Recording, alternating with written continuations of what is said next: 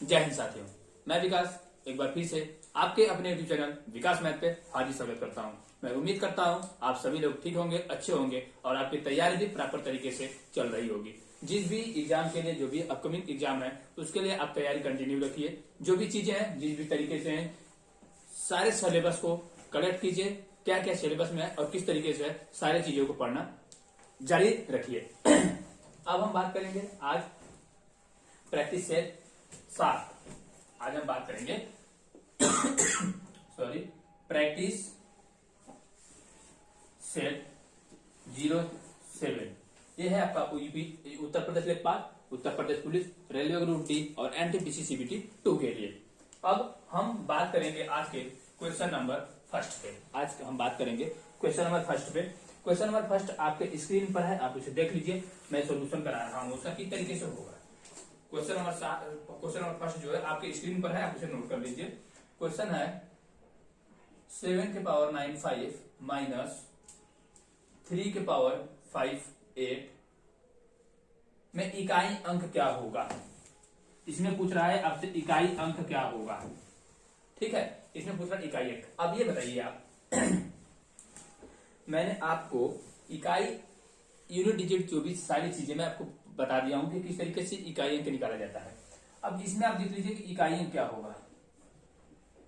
इकाई अंक, इसमें क्या करना है आपको, इस वाली चीज को 4 से डिवाइड कर दीजिए। यही चीज होता है इकाई अंक निकालने का प्रोसेस। आपको पूरा मल्टीप्लाई करना नहीं है, ठीक। और ये जो है, और 3 का भी मैंने आपको बताया था कि अगर 2 कंडीशन इसमें बनती है, 3 में 2 कंडीशन बनती है। एक इवन बनता है पावर में और एक आड बनता है पावर में। ठीक है, अगर इवन नंबर बन रहा है तो हमेशा इसका इकाई अंक 9 आएगा। हमेशा इसका इकाई अंक कितना आएगा, 9 आएगा। अगर उसके पावर में सम संख्या है तो 58 क्या है, सम संख्या है। ठीक है, और 7 पे इससे 4 से अगर भाग देंगे तो 23 चौका 92, पावर में बचेगा 7 की पावर 3 माइनस, और यहाँ पे इवन नंबर है तो 3 के पावर में कितना, 3 के पावर में अगर इवन नंबर है तो उसका इकाई अंक कितना हो जाता है, 9 हो जाता है। तो इसमें आपको कुछ नहीं करना है। और 7 के पावर जो 3 होता है, उसकी वैल्यू जो आप अगर इसे सॉल्व करेंगे तो आता है 343। ठीक है, और माइनस 9, तो यहाँ पे 13 से 9 हो गया, कितना बचेगा 4। तो कहने का मतलब यही तो आपका इकाई अंक है। ये है आपका यूनिट डिजिट। इसे क्या कहते हैं, यूनिट डिजिट। ठीक है, यही आपसे पूछ रहा था। ये आपका यूनिट डिजिट 4। ठीक है, ये है आपका यूनिट डिजिट 4। ये रहा आज का पहला क्वेश्चन। अब हम बात करेंगे अगले क्वेश्चन, क्वेश्चन नंबर 2 पे। अब हम अगला क्वेश्चन बात करेंगे, क्वेश्चन नंबर 2।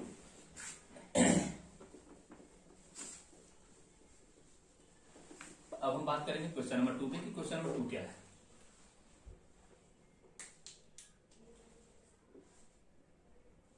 क्वेश्चन नंबर 2 ये कह रहा है कि, क्वेश्चन नंबर 2 ये कह रहा है कि यदि, ठीक है, स्क्रीन पर है आपका क्वेश्चन, आप उसे नोट कर लीजिए। यदि 2 7, ठीक है, क्या कह रहा है, 2 7 5 1 x3, ठीक है, एक त्रिभुज के शीर्ष है जिसका क्षेत्रफल कितना है, 18 वर्ग इकाई है। 18 वर्ग इकाई है। ठीक है, तो आपसे पूछ रहा है क्या, x बराबर क्या होगा। ठीक है, आपसे पूछ रहा है x बराबर क्या होगा। अब देखिए, ये कोई आपका ट्राइंगल है, फिर कोई त्रिभुज है, अब इसकी यही भुजाएं हैं 2 7, ठीक है, 5 1, इसके जो दिया हुआ है, और इसके कितना दिया हुआ है x3।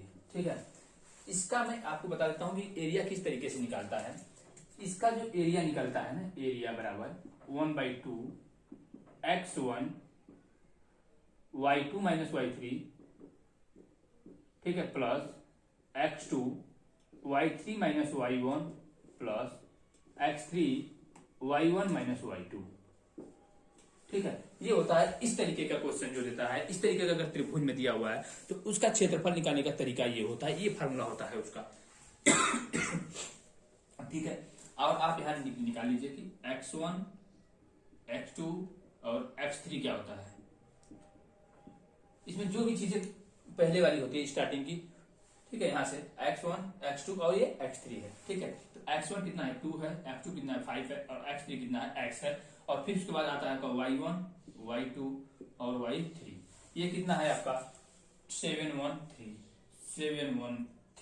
ठीक है, इसी वैल्यू पे यहाँ रख दीजिए, आपको कुछ नहीं करना है, इसी वैल्यू पे यहाँ रख दीजिए। ठीक है, तो कितना आ जाएगा 1/2 ब्रैकेट में x1 कितना है आपका 2 है, 2 रख दीजिए। y2 माइनस y3, y2 कितना है आपका 1 है और y3 कितना है 3 है। तो एक में से 3 जाएगा, कितना बचेगा -2 प्लस x2 आपको कितना पता है 5 है, यहाँ 5 रख दीजिए। y3 माइनस y1 -4 आएगा। 3 माइनस 7 करेंगे तो -4 आ जाएगा प्लस x3 आपका x है। ठीक है, और y1 माइनस y2 6 आएगा, इंटू कितना हो जाएगा 6। ये है आपका। ठीक है, और एरिया जो पता है आपको कितना दिया हुआ है 18, तो यहाँ लिख लीजिए 18। ठीक है, एरिया कितना दिया हुआ है 18, तो 18 जो कितना हो जाएगा ये 36 हो जाएगा, बराबर यहाँ से कितना हो जाएगा -4 और यहाँ से हो जाएगा -20। ठीक है, और यहाँ हो जाएगा आपका 6x। ठीक है, अब ये 6x इक्वल टू कितना हो जाएगा, अगर ये इधर आएगा तो कितना हो जाएगा ये आपका 36 चलिए 60 हो जाएगा, तो x बराबर कितना आ जाएगा 10 आ जाएगा। और यही x की वैल्यू आपसे पूछ रहा था, यही x की वैल्यू आपसे क्या कर रहा था, पूछ रहा था। तो x बराबर कितना आ जाएगा 10 आ जाएगा, x बराबर कितना आ जाएगा 10 आ जाएगा। ठीक है, अगर इस तरीके का क्वेश्चन देता है तो ये फार्मूला आपको बिल्कुल याद होना चाहिए, जो एरिया बराबर 1/2 x1 y2 minus y3 plus x2 y3 minus y1 plus x3 y1 minus y2। ठीक है, अब हम बात करेंगे अगला क्वेश्चन नंबर 3। ठीक है, इसे आप नोट कर लीजिए। अब हम बात करेंगे अगला क्वेश्चन नंबर 3।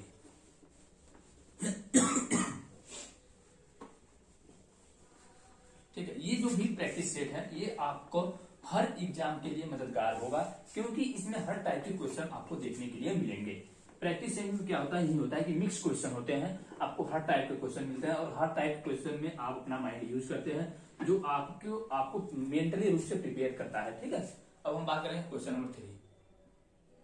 क्वेश्चन नंबर 3 क्या कह रहा है कि 1.6 मीटर लंबा, ठीक है कितना 1.6 मीटर लंबा। ठीक है, मैं देख लेता हूं कि 1.6 मीटर लंबा। ठीक है, एक पर्यवेक्षक है, पर्यवेक्षक मतलब कोई एक पर्यवेक्षक है जो जांच करने वाला जांच करता होता है, जो आप पर्यवेक्षक मतलब जो वो क्या कहते हैं निरीक्षण करते हैं। ठीक है, एक टावर से 20√3 मीटर दूर है। मैं मान लेता हूं यहाँ एक टावर है और इससे इसकी दूरी कितनी है 20√3 मीटर है। ठीक है, ये है 20√3 मीटर है। ठीक है, 20√3 मीटर है। ठीक है, और आपसे क्या पूछ रहा है, उसकी आंख से मीनार के शीर्ष तक का उन्नयन कोण कितना है 30 डिग्री है। इसके आंख से तो यहां से वो खड़ा है तो इसका आंख कहां होगा, यहीं पर होगा, क्योंकि इसका सर यहां है तो इसका आंख भी यहीं होगा। तो यहां से जो उन्नयन कोण बढ़ा रहा है ये जो बना रहा है 30 डिग्री बना रहा है। ठीक है, ये जो बना रहा है 30 डिग्री बना रहा है। तो टावर की ऊंचाई आपसे पूछ रहा है, तो ये टावर है, ये टावर की ऊंचाई आपसे पूछ रहा है। ठीक है, ये है आपके टावर की ऊंचाई, ये टावर की ऊंचाई है, ये पूछ रहा है। एक चीज आप ध्यान दीजिए, यहाँ पे एक ध्यान देने वाली बात क्या है कि अगर ये 20√3 मीटर ये है, इतनी की लंबाई जो उससे दूरी है टावर से और इस पर्यवेक्षक की, तो यही दूरी तो यहाँ पर भी होगी, यहाँ ये वाली दूरी तो यहाँ भी होगी कि नहीं होगी। ठीक है, अच्छा एक चीज और ध्यान दीजिए आप, अब ये जो है ये भी 1.6 मीटर होगा। ठीक है, नहीं आपको बस ये वाली दूरी निकाल करके क्या करना है, इसमें जोड़ देना है, आपकी टावर की टोटल ऊंचाई प्राप्त हो जाएगी। अब आप एक चीज ध्यान दीजिए कि ये मान लेते हैं ए है, ये बी है और ये सी है। ठीक है, जो tan थीटा की वैल्यू होती है tan 30 डिग्री इक्वल टू क्या होता है, ये होता है आपका परपेंडिकुलर अपॉन के बेस। क्या होता है, परपेंडिकुलर अपॉन के बेस। तो परपेंडिकुलर आपको x नहीं पता है, जो है आपका क्या BC अपॉन के बेस 20√3 हो जाएगा। और tan 30 का जो वैल्यू होता है 1 अपॉन के √3 होता है, तो ये हो जाएगा 1 अपॉन के √3 इक्वल टू BC अपॉन के 20√3। √3 के कैंसिल हो जाएगा और BC बराबर आ जाएगा आपका 20। ठीक है, ये आ गया आपका 20। ठीक है, अब पूछ रहा है टावर की ऊंचाई। ठीक है, ये है आपका टावर, तो टावर की जो ऊंचाई होगी वो कितना हो जाएगा 20 प्लस ये 1.6 मीटर, ये कितना हो जाएगा 21.6 मीटर यही आपसे पूछ रहा है। ठीक है तो टावर की ऊंचाई कितनी हो जाएगी 21.6 मीटर। कितना हो जाएगा 21.6 मीटर। ठीक है और आप समझ भी गए होंगे बिल्कुल तरीके से और बिल्कुल तरीके से आपको बताया भी गया है। अब हम बात करेंगे अगला क्वेश्चन, क्वेश्चन नंबर 4। अब हम बात करेंगे अगला question, question number 4। Question number 4 क्या है? क्वेश्चन नंबर 4 आपकी स्क्रीन पर है, आप उसे नोट कर लीजिए। क्वेश्चन नंबर 4 क्या कह रहा है? क्वेश्चन नंबर 4 ये कह रहा है कि 4 घंटियां हैं जो क्रमशः 30 मिनट, 1 घंटा, ठीक है 1 घंटा मतलब कितना हो जाएगा 60 मिनट, 1.5 घंटा 90 मिनट और उसके बाद 1 घंटा 45 मिनट। तो 1 घंटा 45 मिनट कितना हो गया 105 मिनट। ठीक है मैं सारा मिनट में चेंज कर दिया। ठीक है पूछ रहा है कि अगर ये घड़ियां दोपहर के 12 बजे बजती हैं, दोपहर 12 बजे, तो दोबारा फिर एक साथ कब बजेंगी यही आपसे पूछ रहा है। तो इसमें क्या करना है आपको, इस तरीके के क्वेश्चन में सबसे पहले आपको एलसीएम निकालने की आवश्यकता होती है। ठीक है सबसे पहले क्या निकालेंगे आप एलसीएम निकालेंगे। तो जब 30, 60 और 90 और 105 का एलसीएम निकालेंगे तो जब आप इसका एलसीएम निकालेंगे तो 60 आ जाएगा। ठीक है और इसका एलसीएम निकालेंगे तो 15 छक्का 90 और 7 630 आ जाएगा। ठीक है क्योंकि 15 छक्का 90 क्योंकि 15 दोनों में से कम हो जाएगा तो 630 आएगा। और जब इसका फिर एलसीएम निकालेंगे आप तो इसका एलसीएम निकाल लीजिए 630 और 60 का। ठीक है आप एलसीएम अगर इसका निकालते हैं तो इसका एलसीएम आ जाएगा 2, 2 3 6, 2 1 कम 2, 2 5 10। ठीक है 2 3 30, 2 315, 2 15 और यहाँ पे आएगा 3 1 0 5 3 5 5 21 इतना और ये 21। ठीक है 5 3 15 30 19 60, 60 गुणित 21। ठीक है ये आपका क्या आ जाएगा एलसीएम आ जाएगा। और यही आप क्या करेंगे मिनट में है ये एक पीछे ये ध्यान दीजिए। तो अगर इसको घंटा में चेंज करेंगे तो क्या करेंगे 60 से डिवाइड कर दीजिए। तो 60 और 60 क्या हो जाएगा कैंसिल हो जाएगा। तो आएगा कितना आपका 21 घंटा। अब दोबारा वो जो घंटियां बजेंगी, अब दोबारा जब वो घंटियां बजेंगी तो वो बजेंगी 21 घंटा बाद। अब दोबारा वो घंटी कब बजेंगी 21 घंटे के बाद। तो जब 21 घंटे के बाद बजेंगी तो क्या करेंगे आप 21 घंटे के बाद जब बजना है तो यही 12 बजे दोपहर बज रहा है तो 12 से 12 अगर करेंगे 24 घंटा में तो वो कब चला जाएगा आपका दोपहर में फिर अगले दिन 12 बजे। लेकिन 21 घंटा है तो 3 घंटा कम कर दीजिए। 12 जगह की जगह कितने बजे हो गया 9 बजे। कितने बजे 9 बजे सुबह। तो दोबारा कितने बजे बजेगी वो 9 बजे पूर्वान्ह। ठीक है पूर्वान्ह। ठीक है 9 बजे सुबह बजेगा। ये आपसे पूछ रहा था। ठीक है ये रहा आपका 4 नंबर का क्वेश्चन। अब हम बात करेंगे अगला क्वेश्चन। अब हम बात करेंगे अगला क्वेश्चन, क्वेश्चन नंबर 5। आप ये समझ भी गए होंगे अच्छे तरीके से। और इस तरीके का क्वेश्चन आता है तो तुरंत आप कुछ नहीं करना बस एलसीएम निकाल लीजिए। एलसीएम निकालने के लिए अगर मिनट में दिया है तो मिनट में कन्वर्ट कर लीजिए, घंटा में दिया है तो घंटा में कन्वर्ट कर लीजिए उसे। ठीक है अब हम बात करेंगे क्वेश्चन नंबर 5।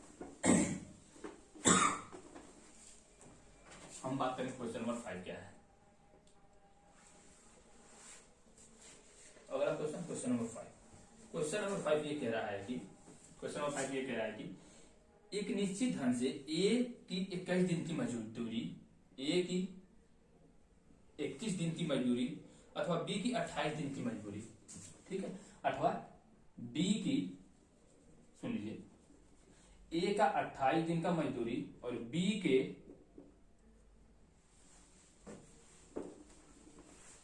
ए का 21 दिन का मजदूरी बी के 28 दिन की मजदूरी के बराबर है।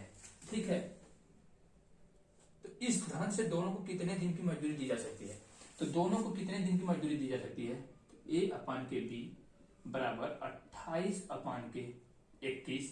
आप इसे सॉल्व करेंगे तो इसका जो अगर एलसीएम लेते हैं, इसका क्या करेंगे आप एलसीएम लेंगे तो वो कितना आएगा आपका एलसीएम 3 सते 21 84 आएगा। ठीक है या 3 के क्षमता से काम करेगा या 4 के क्षमता से काम करेगा। तो दोनों को कितने दिन मजदूरी दी जाएगी यही 84 बटे के 4 3 7 12 दिन तक इन दोनों को मजदूरी दी जा सकती है।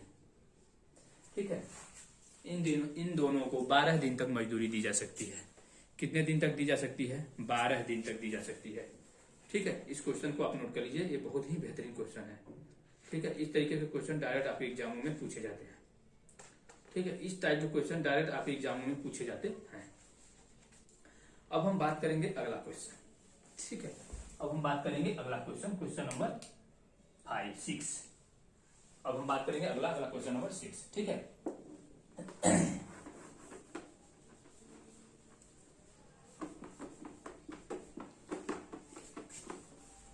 अब हम बात करेंगे अगला क्वेश्चन नंबर 6।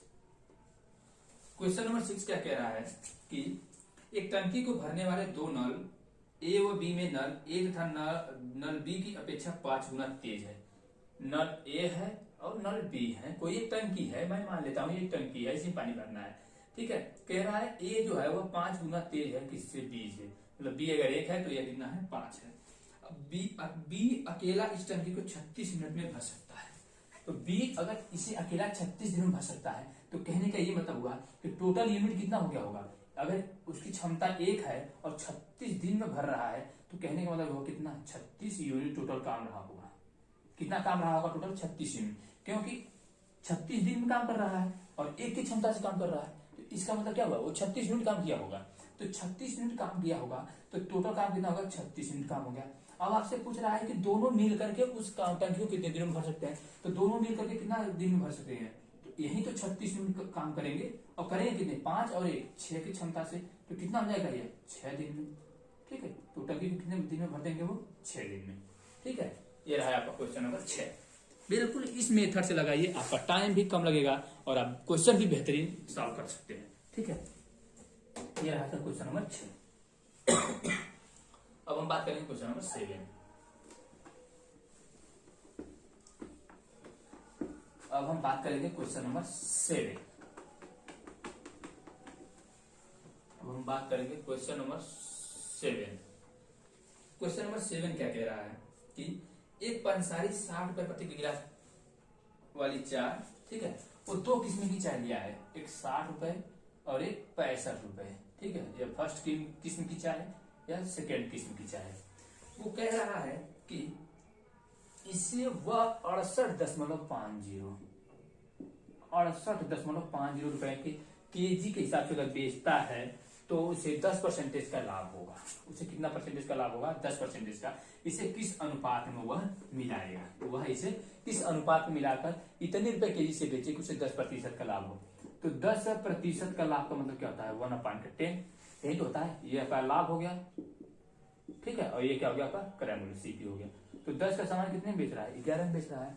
तो ये जो 11 है ये तो है नहीं, 11 आपका है कितना, ये 68.50। तो ये जो 11 इक्वल होगा किसके होगा, 68.50 के। तो ये कितना हो जाएगा, 11 छक्का 66 और 68.5 है कितना, 68.20 है यहाँ, ठीक है, ये गलती है, यहाँ 68.20 है। ये कितना है आपका 68.20, तो ये आ जाएगा इतना, ठीक है। तो 1 यूनिट किसके बराबर होगा, इतने 1 के बराबर होगा। तो जो क्रय मूल्य होगा वो कितना भी होगा, वो भी तो इतना ही गुना होगा। तो कितना हो जाएगा, ये 62 हो जाएगा, ठीक है। आप यहीं पे उसे लिख लीजिए 62 को, ठीक है। अब लगा लीजिए यहाँ पर एलिगेशन। अब क्या लगा दीजिए, यहाँ पर एलिगेशन लगा दीजिए। अब आपका 62 में से 60 गया 2 और यहाँ पे कितना हो जाएगा 3। तो कहने का मतलब वह 3:2 में अगर मिलाकर बेचता है इतने रुपए के, तो उसे 10% का लाभ होगा। तो उसे कितने परसेंटेज का लाभ होगा, 10% का, ठीक है। ये फर्स्ट चाय की किस्म है और ये दूसरी चाय, ठीक है। ये रहा आपका 7वां क्वेश्चन। अब हम बात करेंगे अगला क्वेश्चन। हाँ, यहाँ पे ये विक्रय मूल्य दिया था, यहाँ पर ये क्या दिया है आपका, एसपी दिया है, और ये आपका क्या है, आपका क्रय मूल्य है सीपी, और ये भी है क्या, सीपी। मतलब पहले चाय का किस्म 60 रुपए की और दूसरा का 65। तो यहाँ भी ये भी हमारा क्या निकलेगा, सीपी निकलेगा जब वो वाला दोनों को बेच रहा है, तो तब जाकर यहाँ हमारा अमाउंट निकलता है ये, ठीक है, मात्रा निकलता है इसका, क्वांटिटी जिसे बोलते हैं, ठीक है। ये होता है जब क्रय मूल्य और क्रय मूल्य ओवरऑल क्रय मूल्य दिखाएंगे तो मात्रा निकलती है, ठीक है। इस चीज को आप जान लीजिए, इस चीज को आप जान लीजिए, तीनों एक चीज में होनी चाहिए, ठीक है। सबसे इंपॉर्टेंट चीज कि तीनों एक चीज में होनी चाहिए, ठीक है। अब हम बात करेंगे अगला क्वेश्चन। हम बात करेंगे अगला question, question number 7। Question number 7 हो गया, क्वेश्चन नंबर 8 पे।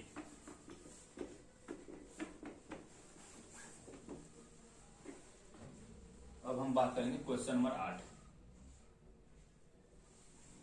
क्वेश्चन नंबर 8 क्या कह रहा है क्वेश्चन नंबर 8 ये कह रहा है कि ए रेशियो बी बराबर 2/9 रेशियो 1/3, बी रेशियो सी बराबर 2/7 रेशियो 5/14, डी रेशियो सी बराबर 7/10 रेशियो 3/5।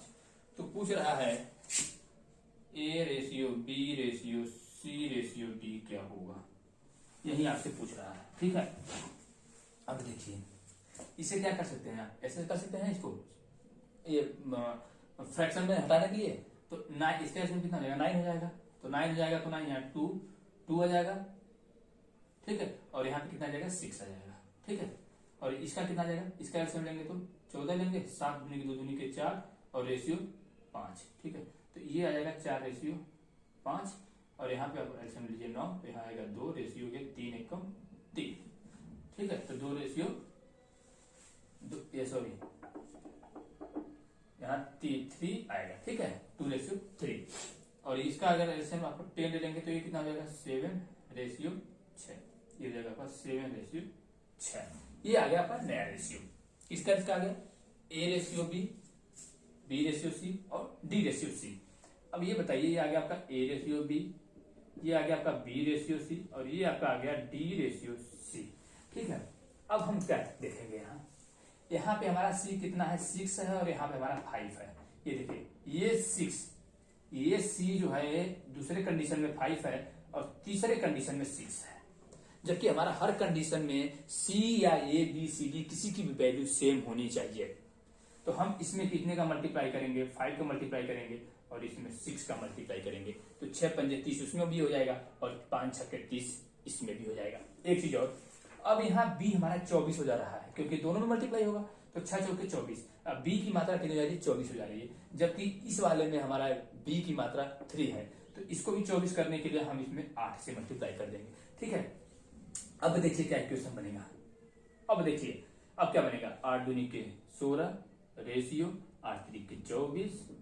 ठीक है, और यहाँ पे क्या बन जाएगा, सी 6 पंजे के 30, और यहाँ पे डी कितना बन जाएगा, 5 से 35। यही आपसे पूछ रहा था, A ratio B ratio C ratio D. ठीक है, तो ये आपका आ गया आंसर। इसमें सबसे महत्वपूर्ण यही चीज है कि हर कंडीशन में वैल्यू सबकी सेम होनी चाहिए। ठीक है, और मैंने वही चीज किया है, सबकी वैल्यू सेम कर दिया है। ठीक है सॉरी। ठीक, तो आ गया आपका 16 रेशियो 24 रेशियो 30 रेशियो 35। अब हम बात करेंगे अगला क्वेश्चन, क्वेश्चन नंबर 9। अब हम बात करेंगे अगला question, question number 9।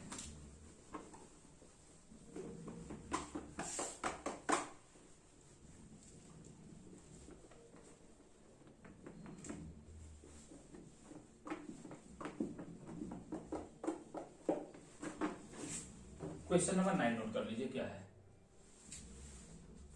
Question number 9 ये कह रहा है कि तीन ग्वाले हैं। कौन कौन है,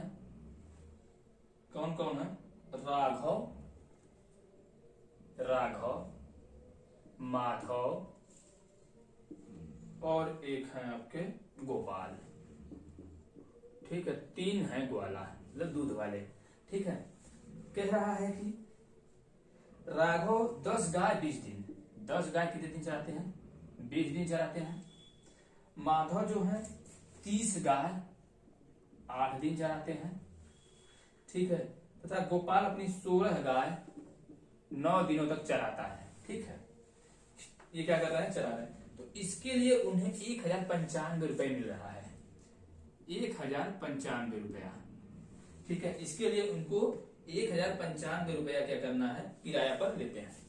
यह तीनों क्या करते हैं, एक घास का मैदान है। ठीक है, क्या करना है, एक घास का मैदान है जो राघव 10 गाय को 20 दिन के लिए चलाता है, माधव 30 गाय 8 दिन के लिए चलाता है, गोपाल 16 गाय 9 दिन के लिए चलाता है, और उन्हें टोटल जो पैसा देना है वो 1095 रुपया देते हैं उस गाय के मैदान का जो किराया है चलाने के लिए।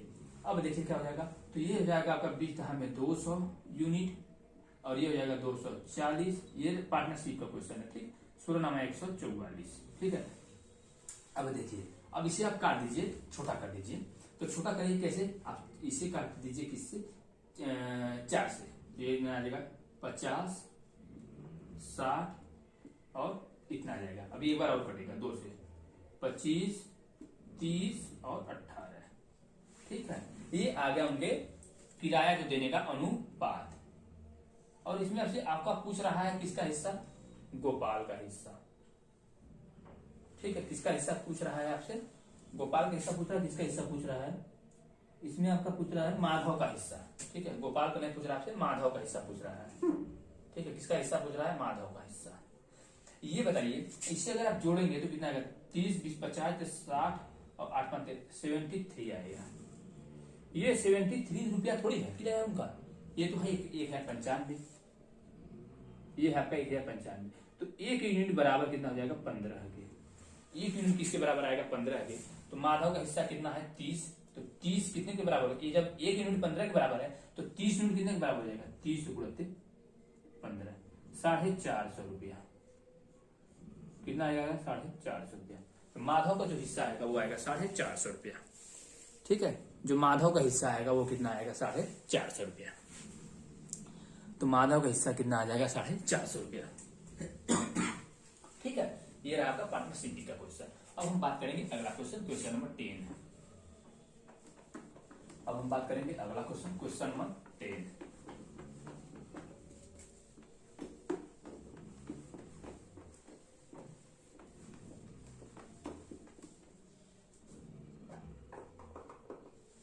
अब हम बात करेंगे अगला क्वेश्चन नंबर 10 क्या है। ठीक है, क्वेश्चन नंबर 10 क्या कह रहा है कि, क्वेश्चन नंबर 10 क्या कह रहा है कि tan थीटा, ये क्या है आपका, tan थीटा बराबर 12/13। ठीक है, तो आपसे पूछ रहा है 2 sin theta cos theta upon के cos square theta minus sine square theta. ठीक, ये कोई ट्राइंगल है। ठीक है, tan थीटा बराबर दिया है 12/13। क्योंकि tan थीटा की वैल्यू 12/13 क्यों निकले, क्योंकि परपेंडिकुलर अपन के बेस होता है tan थीटा की मान। tan थीटा बराबर होता है बेस और परपेंडिकुलर अपन के बेस। ठीक है, ये होगा आपका हाइपोटेनस। तो हाइपोटेनस कैसे निकालेंगे आप, हाइपोटेनस ये हो गया, बी हो गया, सी हो गया। तो हाइपोटेनस कैसे निकालेंगे, इसका स्क्वायर प्लस कर देंगे और उसका रूट वर्ग निकाल देंगे। मतलब कहने का ये मतलब हुआ कि जो AC स्क्वायर होता है वो बराबर होता है AB के स्क्वायर प्लस BC के स्क्वायर। ठीक है, तो AC स्क्वायर कितना आ जाएगा आपका, 12/144 प्लस के BC कितना है, 12/144 तो BC हो गया, और AB कितना है 13 ये आपका आ जाएगा 313।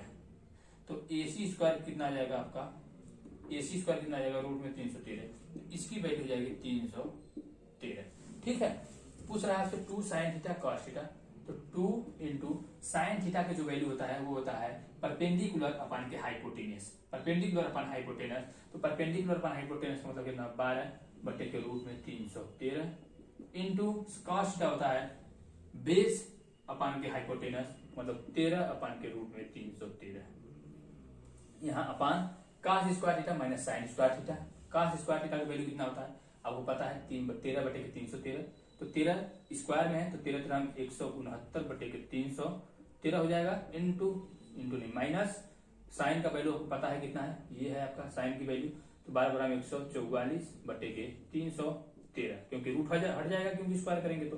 ठीक है, अब क्या आएगा आपका, यहां से भी रूट हट जाएगा एक, तो 2 × 12 इंटू 13/313 अपान। ठीक है, अब अगले को क्या करेंगे आप, सॉल्व कर देंगे। तो सॉल्व करेंगे तो क्या आएगा, ये जब बेस क्या है इसका सेम है तो ये घटा दीजिए, तो घटा माइनस है तो माइनस कर दीजिए, प्लस रहता तो प्लस कर देते डायरेक्ट। 9 में से 4 गया 5, 6 में से 4 गया 2, 1 में से गया खत्म, बटे के 313 कैंसिल हो गया, और बचेगा क्या आपका, ये इसका मल्टीप्लाई करेंगे तो आ जाएगा आपका 12 दूना के कितना, 24 × 13 बटे के 25। मतलब आंसर जो आएगा 13 चौका 52, 13 दूना 26 और 5 31 बटे के इतना 312/25 आंसर आएगा। ठीक है, कितना आंसर आएगा, 312/25। जो इसका पूछ रहा था वो आएगा 312/25, यही आपसे पूछ रहा था। ठीक है, ये है आज का क्वेश्चन नंबर 10, यही आपसे पूछ रहा था। तो कितना हो जाएगा आपका 312/25।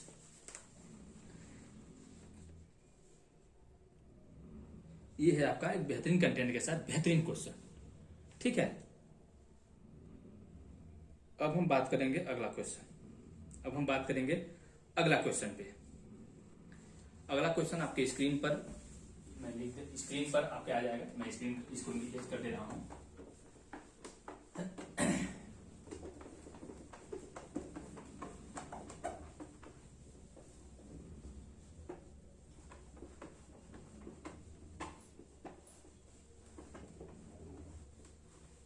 ठीक है, क्वेश्चन नंबर 11 आपकी स्क्रीन पर है, आप उसे नोट कर लीजिए। क्वेश्चन नंबर 11 ये कह रहा है कि नितिन बाजार की स्थिति को बरकरार रखने के लिए सीमेंट के अंकित मूल्य में 10% की छूट देता है। ठीक है, अंकित मूल्य पे 10% की छूट देता है, मतलब 1/10 ये छूट हो गया और ये आपका एमपी हो गया। ठीक है, उसके बाद कह रहा है फिर भी उसे 17% का लाभ होता है। उसे लाभ कितने का होता है? 17% का, मतलब कि 17/100।